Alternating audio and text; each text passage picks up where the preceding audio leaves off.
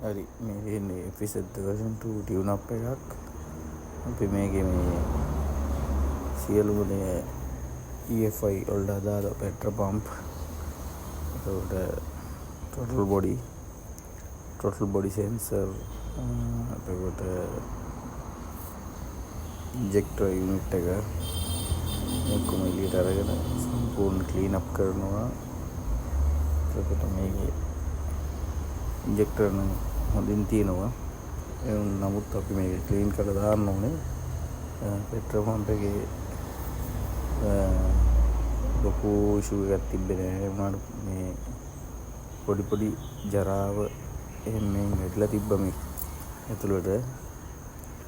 මේක මේ customer complaint එක තිබ්බේ RPM 5000කට වඩා රේස් වෙනකොට. එතකොට check engine bulb එක ඇවිල්ලා යනවා. අපි මේ ලෙඩේ බැලුවා. බලනකොට මේ තිබ්බේ අතරම පම්ප් එකේ පෙට්‍රල් RPM 5000ට යනකොට දෙනවා මදි. ඉන්ජෙක්ටර්ස් වල දෙනවා මදි. එතකොට තමයි මේක ඇවිල්ලා යන්නේ check engine එක. අපි දැන් මේ පෙට්‍රල් පම්ප් එක ගලව ගන්නවා. එතකොට මේක ඉස්සල්ලාම අපි ගලව ගන්න ඕනේ පෙට්‍රල් ෆ්ලෝටර් එක. මේකෙන් පෙට්‍රල් පෙරන ප්‍රමාණය තියෙන කෑල්ල මේක ගලවලා දැන් අපි මේ පම්ප් එක මැද ගලවනවා. මේක ඇතුලේ ගලවලා ඇත්තටම මේක බොහොම සියුම්ම කරන්න ඕනේ වැඩ. මේ කැඩුනොත් එහෙම ආයි ගම් දාලා අලවන්න එහෙම කරන්න බෑ මේකට. ඒක මොකද පෙට්‍රල් ඇතුලේ බහැලා තියෙන්නේ. මම පේනවද පෙට්‍රල් ෆිල්ටර් එකේ තියෙන තත්ත්වය සෑහෙන ජරාව ගොඩක් මැදි වෙලා තිබ්බේ. ඕක තමයි ප්‍රශ්නේ වෙලා තියෙන්නේ. ඊට පස්සේ ඔය ඕරින් මම පේනවා ඕරින් එහෙම හරියට දැම්මේ නැත්නම් පෙට්‍රල් ප්‍රෙෂර් එක නැති වෙනවා. ලීක් වෙන්න පටන් අරගෙන